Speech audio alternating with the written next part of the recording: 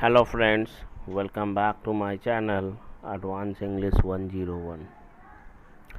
Friends, आज की इस वीडियो में हम लोग 4 एडवांस स्ट्रक्चर्स को सीखेंगे जिसमें बहुत सारे लॉन्ग सेंटेंसेस और लॉन्ग और शॉर्ट सेंटेंसेस को भी बनाएंगे। और ये सारे सेंटेंसेस ऐसे सेंटेंसेस होंगे जिसे हम लोग अपने डेली लाइफ में, डेली इंग्लिश कॉन्वर्सेशन में यूज़ करते हैं। तो इस वीडियो को बिना स्किप किए इस वीडियो को अंत तक ज़रूर देखें अगर आप वाकई में इंग्लिश स्पीकिंग सीखना चाहते हैं तो। नहीं तो आप ये वीडियो अगर मनोरंजन के लिए देखना चाहते हैं तो इस वीडियो को आप ना देखें तो बेहतर है, क्योंकि आपको समझ में नहीं आएगा। ये वीडियो केवल और केवल उनके लिए है जिन्हें कुछ इस वीडियो से सीखना है, कुछ हासिल करना है। उन ज़रूरतमंद लोगों के लिए दिन भर मेहनत करने के बाद ये एक वीडियो तैयार किया जाता है, उन लोगों के लिए जिन्हें इसकी बहुत ज़्यादा ज़रूरत है। मैं सिर्फ मोबाइल के सहारे ही इस वीडियो को बनाता हूँ, वो इसलिए कि इसकी किसी को बहुत ज़रूरत है, किसी के ये बहुत काम आ सकता है। हमारे पास ना मोबाइल के सिवाय कुछ भी नहीं है। नो लैपटॉप्स, नो कंप्यूटर्स, कुछ भी नहीं। तो खैर, बहरहाल ये बहुत कठिन परिश्रम के बाद इसे बनाया जाता है। मैं बस आपसे यही रिक्वेस्ट करना चाहूँगा, आपको अगर सीखना है तो प्लीज़ इस वीडियो को अंत तक ज़रूर देखें। स्किप करके देखने वालों के लिए कुछ भी नहीं है इसमें। आज का हमारा पहला स्ट्रक्चर है फील अप टू से। फील अप टू का मतलब होता है किसी काम को करने की सलाहियत होना, सलाहियत का ना होना, ताकत का ना होना। जैसे फिलअप के बाद हमेशा फिलअप टू के बाद वर्ब की आईएनजी फॉर्म का यूज़ होता है, हमेशा ध्यान रखेंगे। तुमसे बहस करने के मुझ में अब ताकत नहीं है। Now I don't feel up to arguing with you. मुझे मालूम है कि उसकी ताकत या सलाहियत नहीं है मुझसे ऐसे बात करने की। जी हाँ, हम लोग अक्सर ऐसा बोलते हैं।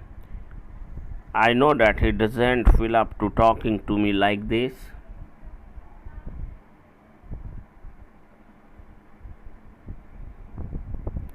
तुम्हें इस भारी भरकम काम को करने की ताकत नहीं है, या सलाहियत नहीं है, या हिम्मत नहीं है। तीनों सेंस को रखा गया है ताकि आप किसी भी एक सेंस को पकड़ सकें। You don't feel up to doing this ponderous work या हैवी वर्क। पॉन्डरस वर्क यानी भारी भरकम भड़कीले काम को पॉन्डरस वर्क कहते हैं। मेरे दादाजी 95 के हो रहे हैं, इसलिए अब उनमें पैदल चलने की सलाहियत नहीं है। यह आई होप ये सेंटेंस आपको समझ में आ रहा होगा। My grandfather is turning 95, that's why he doesn't feel up to walking on foot. Fluent English बोलना सीखें, एडवांस के साथ साथ फ्लुएंट इंग्लिश बोलना सीखें।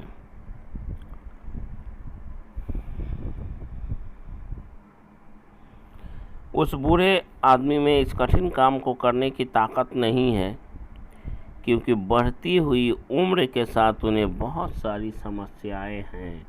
उन्हें बहुत सारी समस्याएं हैं मीन्स उनके पास बहुत सारी समस्याएं हैं।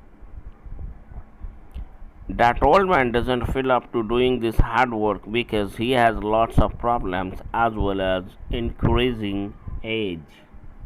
Increasing age का यहाँ पे मतलब होता है बढ़ती हुई उम्र।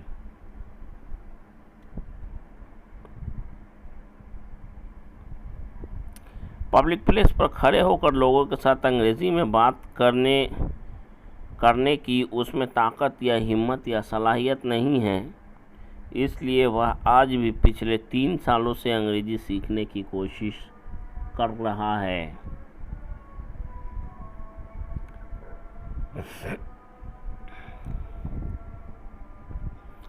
He doesn't feel up to talking with people in English standing at the public place, और पब्लिक प्लेसेस भी कर सकते हैं, जो हर दिन जगह बदल बदल के करने वाला है। At public place, that's why even today he has been trying to learn English, इसलिए वह आज भी करता आ रहा है। काम कल चालू हुआ था, पास्ट में शुरू हुआ था, और काम अभी भी हो रहा है, इसलिए हैज़ बीन हैव बीन का यूज़ होता है ऐसे सेंटेंस में।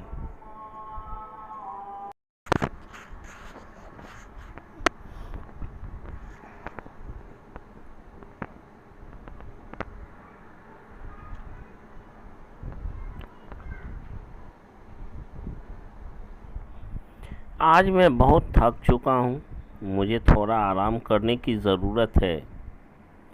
मुझ में अभी कोई भी काम करने की सलाहियत नहीं है।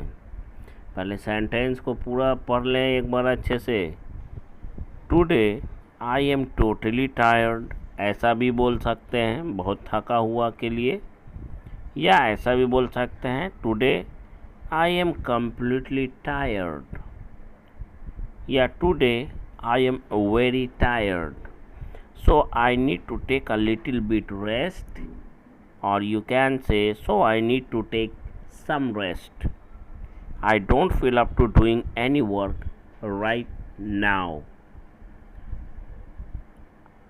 नेक्स्ट हमारा स्ट्रक्चर जो होगा वो होगा engrossed in से।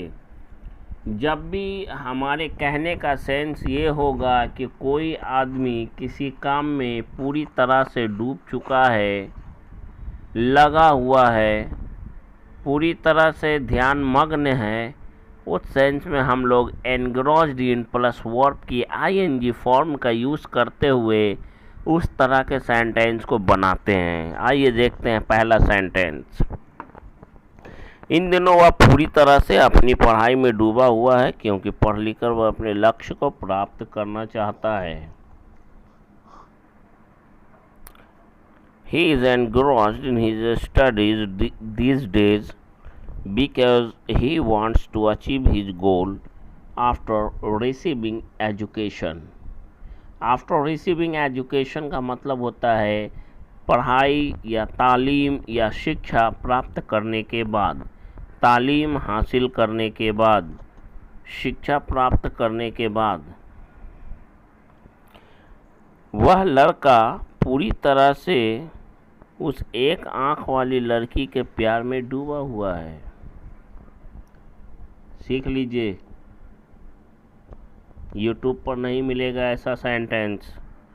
That boy is engrossed in the love of that one-eyed girl। That boy is engrossed in the love of that one-eyed girl। एक आँख वाली लड़की। आज वह अपने दोस्तों की परवाह किए बिना ही अपनी बहन की शादी के कामकाज में मग्न है, लगा हुआ है, डूबा हुआ है। Today he is engrossed in doing his sisters wedding, in his sisters wedding work regardless of his friend. Regardless of his friend का मतलब होता है अपने दोस्तों की परवाह किए बगैर, अपने दोस्तों की परवाह किए बिना ही वह पूरी तरह से उस एक पैर और दो सिर वाली लड़की के प्यार में डूबा हुआ है। सीख लीजिए, ये मौका है। This is a golden opportunity for all of you to learn this kind of sentence. He is engrossed in the love of that one-legged and two-headed girl। क्या हमें भी अपनी पढ़ाई में मग्न होना चाहिए?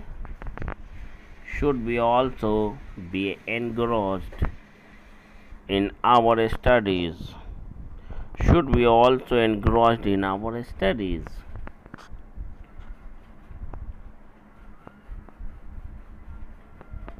आजकल मेरा एक दोस्त अपने माता पिता की सेवा करने में लगा हुआ है, भिड़ा हुआ है, मग्न है.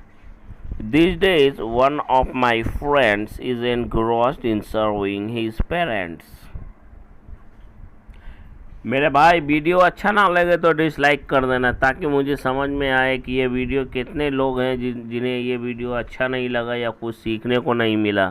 अगर कुछ सीखने को मिलता है तो प्लीज़ यार लाइक ज़रूर कर देना यार, कमेंट ज़रूर कर देना, ताकि मेरा भी मनोबल बढ़े और मैं इससे भी बेहतर वीडियो आपके लिए बना सकूं, इससे भी बेहतर नॉलेजेबल वीडियो आपके लिए बनाकर आपके सामने ला सकूं. नेक्स्ट है 100 बातों की एक बात. इसके लिए हमारा एक फ्रेज़ आता है, लॉन्ग स्टोरी शॉर्ट. 100 बातों की एक बात. 100 बातों की एक बात. मैं तुम्हें नहीं जानता हूँ कि तुम कौन हो और कहाँ से आए हो. Long story short, comma, I don't know who you are and where you have come from.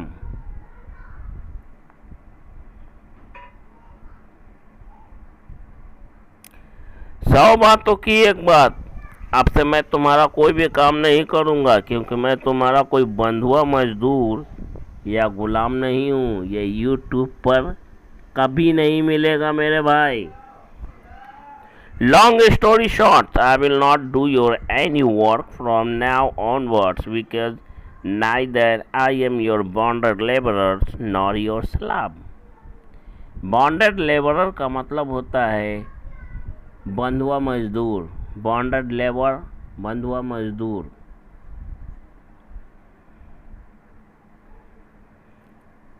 Long story short, 100 बातों की एक बात.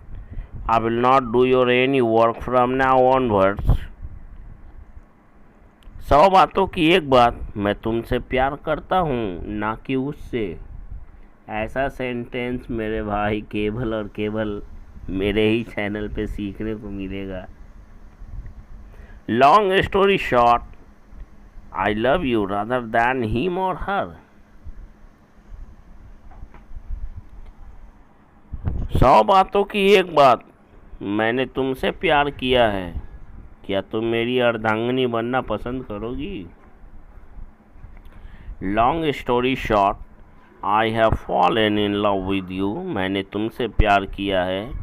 Would you like to become my better half. क्या तुम मेरी धर्म पत्नी अर्धांगिनी बनना पसंद करोगी. ऐसा सेंटेंस केवल और केवल मेरे चैनल पर ही आपको सीखने को मिलेगा जी. हमारे चैनल का नाम है एडवांस इंग्लिश 101. अगर आप कंटिन्यू हमारे चैनल पर बने रहेंगे तो in coming days I hope you will be able to speak fluent English.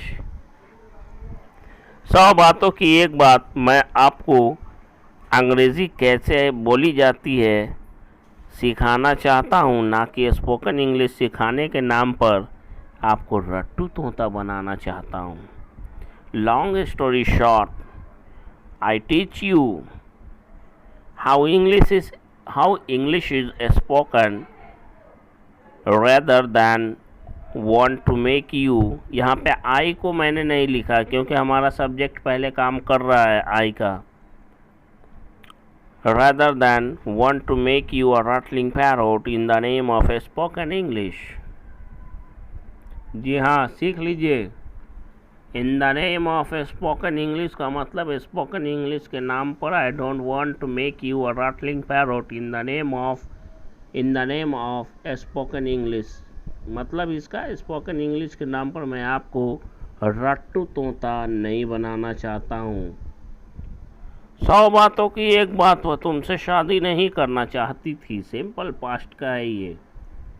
Subject plus verb की सेकंड फॉर्म का यूज़ करते हैं और निगेटिव में डिड नॉट प्लस वर्ब की फर्स्ट फॉर्म का यूज़ करते हैं.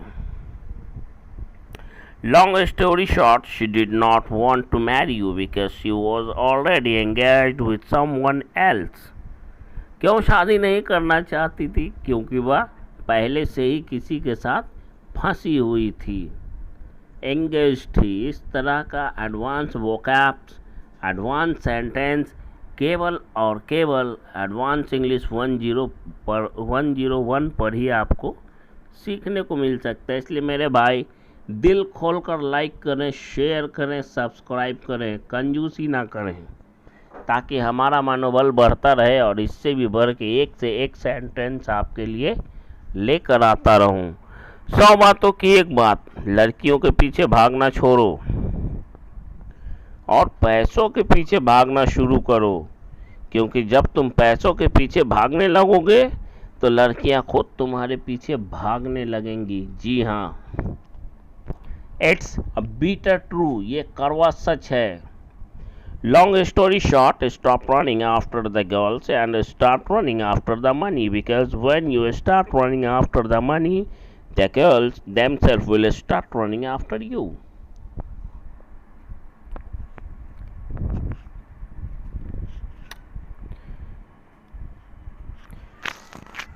One thing you always remember, this kind of sentence can be found only on my channel, and its name is Advanced English 101. If you are a learner and want to become a fluent English speaker, please, with your open heart, don't forget to like, subscribe, share and comment this video. Next है हमारा structure I thought से। इसके लिए concept है, वो concept ये है कि अगर ये प्रेजेंट में रहेगा आई थिंक माने मैं समझता हूँ, तो इसके साथ का जुटा हुआ जो सेंटेंस होगा वो भी प्रेजेंट में ही बनेगा। ध्यान रखें, ये बहुत गौर करने वाली बात है। लेकिन जब ये रहेगा कि मैंने सोचा, यानी कि मैंने सोचा, ये पास्ट की बात हो गई, मैंने सोचा, उसके बाद जो भी सेंटेंस आपका रहेगा वो प्रेजेंट भी बता रहा है, तो भी उसको आप पास्ट में ही बनाएंगे। एकदम ध्यान से कान खोल कर सुन लें। आइए देखते हैं एग्जाम्पल। मुझे लगा वह लड़का जिसने लाल टी शर्ट पहन रखा है वह तुम्हारा भाई है। मुझे लगा, ये पास्ट की बात है, इसलिए जितना भी इसमें लगा के बाद सेंटेंस बनेगा वो सब पास्ट में बनेगा। I thought the boy who was wearing red T shirt was your brother. है रहेगा, गी रहेगा, डजेंट मैटर, आपको पास्ट में ही बनाना है।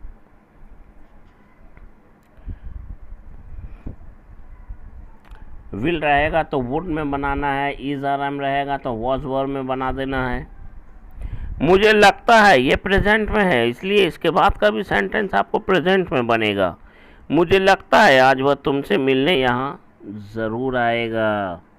यहाँ पे विल का यूज़ करेंगे, वुड का यूज़ नहीं करेंगे। I think she will surely or certainly come to meet you here. I think she will surely or certainly come here to meet you. मुझे लगा तुम आज मुझसे मिलने नहीं आओगे। मुझे लगा, ये पास्ट की बात है और सेंटेंस के लास्ट में गी है, तो यहाँ पे विल का यूज़ नहीं करेंगे, हम लोग वुड का यूज़ करेंगे। I thought you would not come to meet me today.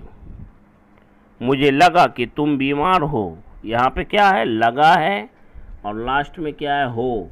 लेकिन हो की अंग्रेज़ी यहाँ पे हम लोग आर नहीं वर लिखेंगे, पास्ट को बताएंगे। आई थॉट यू वर सिक। मुझे लगता है तुम बीमार हो और दवा की सख्त ज़रूरत है, लेकिन उसके लिए मुझे तुम्हें किसी डॉक्टर के पास ले जाना होगा। इस तरह का सेंटेंस मेरे भाई केवल और केवल एडवांस इंग्लिश 101 पर ही सीखने को मिलेगा। I think you are sick and you are in dire need of medicine.